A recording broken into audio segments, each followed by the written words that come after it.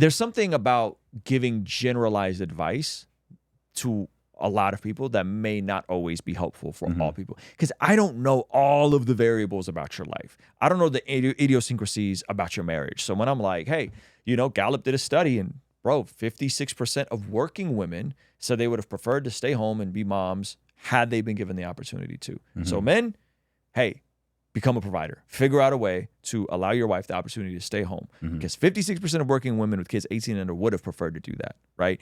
But if we were to scale those numbers down and look at women with kids 5 and under, like I'm pretty sure that number would be way higher. Probably women, 80% plus. Yeah, 3 and under. And I think this is, you also have to keep in mind that when they do these type of surveys, this is just what people are willing to admit. This is what working women are willing to admit. Yeah, exactly. Right? And then it said 39% of women said they would, they aspire to someday, of single women would aspire someday to be a homemaker. Interesting. Right? Those are crazy numbers. Yeah. So when I'm telling men these things, I'm just telling you what it is. Like this is what it is. Now, I don't know the idiots. I don't know if you have a disability. I don't know if you have a mental condition. You might have bipolar. Like you might. I know someone that has schizophrenia, and in them doing a good job of taking care of their mental health, their schizophrenia makes them sleep more. Right? Like I don't know all the idiosyncrasies. So sometimes it's like you're giving generalized advice, but I don't know. This dude's wife is an RN and makes more in 3 days of work than he does in 5 days of work. I don't know all those idiosyncrasies, but I'm going to say, hey, these things are generally true. Yes. Women generally are going to want to stay home when they have babies. And that's good. And we should work towards giving them the opportunity to do that. But that doesn't, you can't always kind of use a shotgun method, right? Sure. So it can become hard to do that. And there's also folks, and I don't know what you feel about this. I'd actually be curious to hear your thoughts. There's folks who have different personalities. You heard of the big 5 personality, course, right? Neuroticism, conscientiousness. So I'm like very low in neuroticism. Like I don't freak out. My wife is low in neuroticism. Okay. We don't freak out. We don't cry. We don't worry. We don't fight. We don't yell. We don't. Right? Low neuroticism gang, man. I'm right. bottom 1% percentile. Right. So me and you could have this conversation and we'd be like, yeah, dude, like if you're fat, just stop eating so much. Work out, right? But we're also probably not emotional eaters. We're also probably not on a roller coaster of emotions all day and all these different things, right? So I think I also am learning to be empathetic to like, people just have different personality types. Yep. And my personality might just make me a freak in certain regards that like, if I have an issue, I'm looking at myself to fix the issue. I'm not blaming the system. I'm not blaming society. I'm not blaming Biden. I'm not blaming Trump. How can I take responsibility and fix the issue? So I don't know what you make of the personality. I'll be curious to hear your thoughts on like the big 5 personality and how much of it determines people's ability to function and react well. Yeah, well, of course, we all have different personalities. That's just a given, whether someone wants to use Big 5 or Myers-Briggs or any of the other, what's the other one? I don't know, whatever personality model. Yeah. And these things are going to affect a lot of things, as are people's backgrounds, upbringing, and so on. I think that other people's emotional responses to things you say, especially on internet scale, are not really your responsibility. Sure. If you put out something there and 50% of people misunderstand it, it was probably poorly communicated. If you put something out there and 99% of people completely understood, if I said that I prefer dogs to cats and 1% of people start asking me why I hate cats and why I want all cats to die and why, then that's not my problem. Right. That's just when I'm like, that's on you, dude. Yeah. Like I said what I said quite clearly. And I think we also have to remember that fewer than 10% of people ever comment. And so the comments are not even quite, it's not even clear how representative that they necessarily are.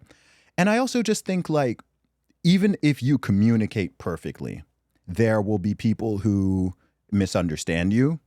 There will be people who understand you, but maliciously pretend that they don't so that they can make you look bad and try to put you on the defensive. It's a strange thing that I see a lot, particularly online. And I also just think that you do what you can. We need a range of different messengers in this world. This is a point I've made to a lot of people. I've done so many interviews over the last few years, some with some, very controversial people, whether it's it's an Andrew Tate or even Elon, right? People are like, oh, what about this? What are that? And people want you to defend everything they've ever said and done and whatever. I'm like, and I believe that the world needs a range of messengers.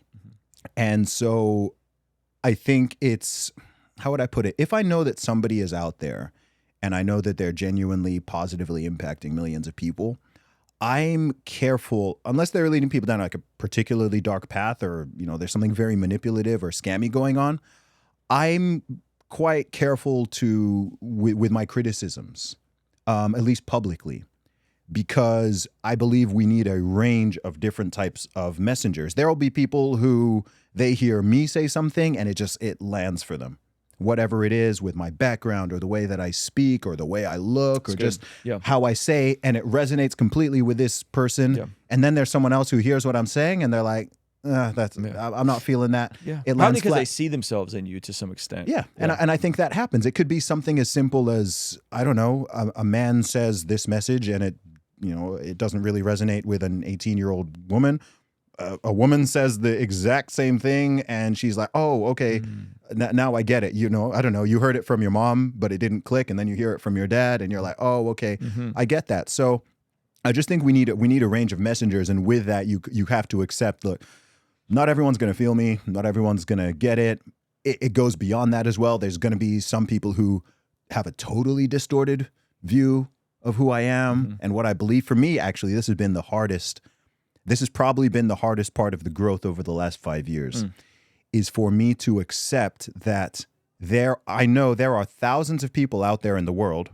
It could be hundreds of thousands. I don't know the number, but there's definitely thousands of people out there who have a completely incorrect viewpoint and opinion of who I am, what I believe, what I've done. There's someone out there who thinks that Zuby is a self-hating black man who's a grifting far-right conservative who supports white supremacy, and he's transphobic and he's a bigot and he hates women and he's about like, what? Like, but there's people out there who believe that, and that sucks. Like, I wish that were not the case, because I know my heart, I know my intentions, I know my beliefs. I would like everyone to have at least an accurate picture of me, whether or not they agree or disagree with my opinions. I'd like them to know I'm not this evil soul who's whatever, or I'm being funded by this government or that organization. Right? I've seen some like pretty wacky things out there that I'm a Satanist, or I'm in the Illuminati or whatever. There's one that I started seeing you react to that on your social. And you're just like, man, and you're seeing the comments, and people are all like, oh yeah, I knew there was something suspicious about him.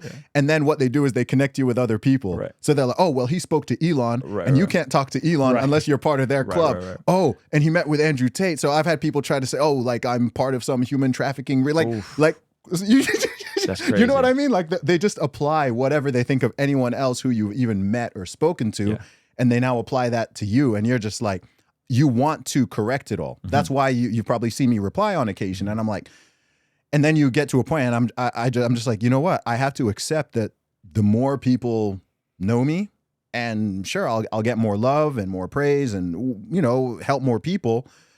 But that percentage of people, that number of people who just have a totally messed up viewpoint of who I am is also going to grow.